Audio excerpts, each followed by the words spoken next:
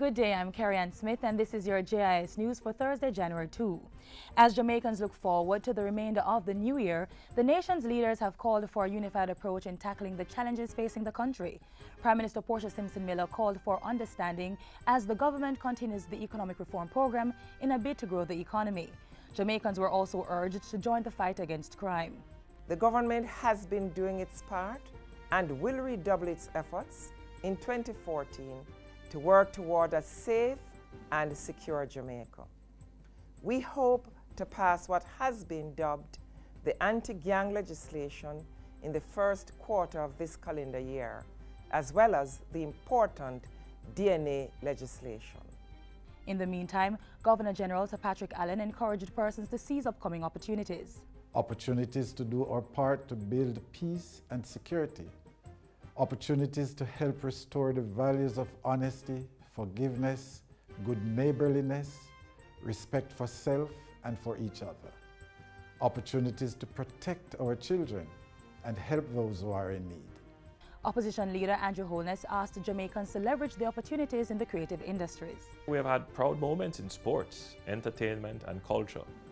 We must continue to build on these areas of strength and capitalize on the international brand value of Jamaica as a land of talent.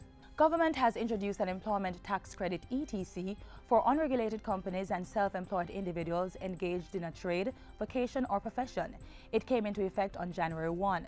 The non-refundable tax credit can be claimed when eligible companies or individuals are computing their net income tax liability.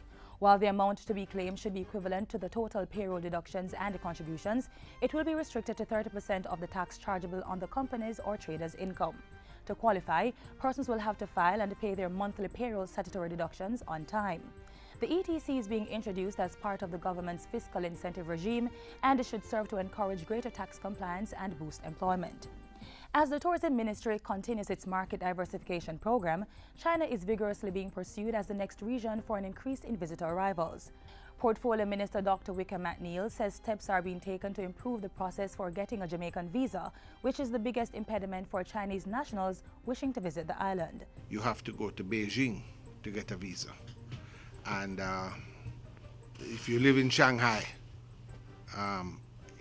it is 4 or 6 hours to Beijing. So who is going to fly to Beijing to get a visa, to go back to Shanghai, to fly to a trip to Jamaica? And we are looking now at the Chinese visa, and we have something in front of Cabinet, and we're hoping to put something out in the very near future about that. The hope is to lift the visa restriction for the Chinese market, which will provide an opportunity for the Tourism Ministry to strongly promote Destination Jamaica within the Asian country. The Early Childhood Commission, ECC, has declared that it currently owes no statutory deductions for early childhood practitioners, as was recently reported in a newspaper. The ECC is an agency of the Ministry of Education. Chairman Professor Maureen Sams-Vaughan says the Commission does not hire or pay the salaries of early childhood practitioners and could not therefore be outstanding in the payment of statutory deductions. The ECC has just successfully met all 45 targets jointly set with the World Bank under the 2008-2013 Early Childhood Development Project. And finally, the National Environment and Planning Agency NEPA says there will be an intensified public education campaign in 2014 regarding the eating of crocodiles, which is illegal in Jamaica. Manager for the Ecosystems Management Branch of NEPA, Andrea Donaldson, gave some of the details on Tuesday during an interview with JIS News. The intention is to have features on the radio, on the television, things in the press to talk about crocodile, to have town meetings to tell people about crocodiles, to get them to recognize that it's important to the system, it's important to them. People earn money from crocodiles as an ecotourism activity. The penalty for capturing the animal, harming one or having any part of the creature in one's possession, living or dead, is $100,000 and/or a prison term of up to 2 years.